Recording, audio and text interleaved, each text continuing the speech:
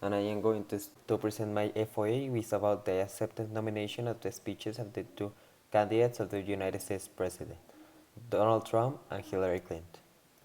So the purpose of this video is compare the way both candidates use persuasive rhetoric in their speeches. So first, the body language. Our founders embraced the enduring truth that we are stronger together. Be a country of generosity and warmth, but we will also be a country of law and order. So as we can see, are very expressive with their body language. For example, Hillary Clinton used his hands to represent a punch when his friend says stronger together, and Donald Trump extends his arms to be more expressive and to generate more impact in the audience. Now, they both use jargon, especially when they talk in economic terms. For example, in this quote, Hillary Clinton says that 50 million new private sector jobs and 20 million more Americans with health insurance. And also Donald Trump in his speech says that more than $19 trillion and growing. So as we can see, they both use uh, statistics to make the arguments more believable. Now, both begin with a gratefulness. For example, Donald Trump says, "Friends, delegates and fellow Americans, I humbly and gratefully accept your nomination for the presidency of the United States." So both, as we can see in the other quote, want to show that they put people first because they are the first thing that they mention in their speeches. Now, they want to show them as a good person. For example, Hillary Clinton says, "I'm so proud to be your mother. I'm so proud of the woman you've become. Thanks for bringing Mark into our family, and Charlotte and Aiden into the world. And Bill, that conversation we started in library 40 years ago is still stronger." So, for example, in this part, she's trying to say that she's a good woman with a great family, which are also successful.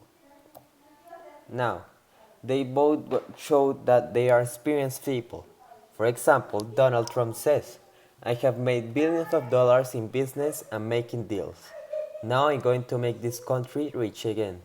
So he's showing that with his experience, he can make this country richer than it is. Now, they both use the benefits. Say their benefits. For example, Hillary Clinton says, "My primary mission as the president will be create more opportunity and more good jobs with raising wages right here in the United States." So they both want to show their good things about the campaign to convince people. Also, they use stories such as, for example, Donald Trump says in his speech that one such border crosser was released and made his way to Nebraska. There, he ended the life of an innocent young girl named Sarah Ruth.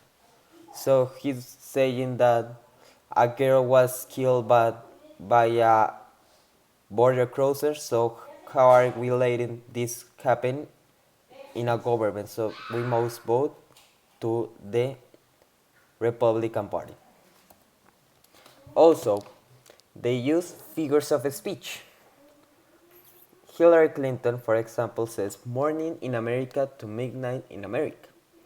There, she's saying that the morning in America represents the democratic government, and the midnight in America represents the hypothetic Republican party in power. Also, Donald Trump says, "I am your voice," saying that he represents all the magnificence that the past government has left. Finally, one of the most representative things that they use are facts against its opponent. For example, Hillary Clinton says, "It is not right that Donald Trump can ignore his debts, but students and family can refuse them." And Trump says, "And when the Secretary of the State illegally stores her emails on a private server, deletes 33,000 of them so the authorities can see her crime, puts our country at risk, lies in every different form, and face of no consequences. I know that corruption has reached will never before."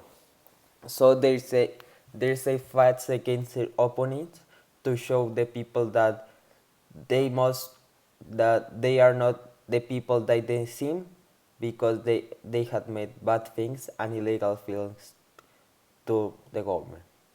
So this is the end.